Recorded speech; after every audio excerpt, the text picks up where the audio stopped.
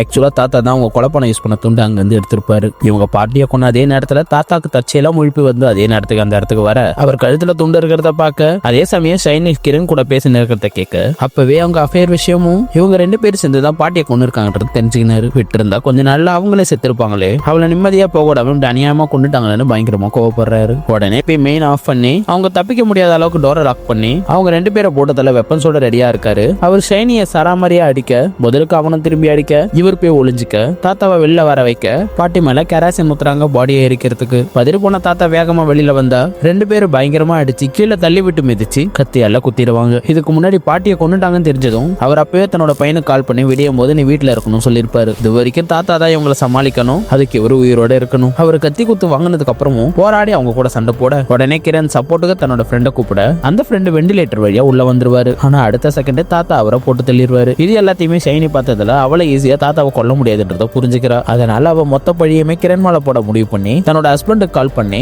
வீட்டுக்குள்ள எவனோ 2 பேரும் பூந்துட்டான் என்ன காப்பாத்துங்க சொல்லிட்டு போனை வச்சிடறான். அதை கிரண் கேட்டு ஷைனி மேல கோவப்பட்டு மரணடி அடிக்க அந்த சமயத்துல சிலிண்டர் தூக்கி போட்டு தாத்தா சாவடிக்க ஷைனி அவரோட காலை பிடிச்சி இருக்க கையில கிடைச்ச செம்ப வச்சு அவளோட தலையிலே அடிச்சு கதவை திறந்து வெளில வர கரெக்டா அந்த சமயத்துல ஆம்புலன்ஸ் வர அங்க பையனும் அதே டைம்ல வந்துடுறாரு. ஆக்சுவலா தாத்தா தான் ஆம்புலன்ஸுக்கும் கால் பண்ணிருப்பாரு. அவர் தன்னோட பையன் கிட்ட முதல்ல போய் உங்க அம்மாவை பாருன்னு சொல்ல அப்படியே தாத்தாவை ஹாஸ்பிட்டலுக்கு கொண்டு போறாங்க.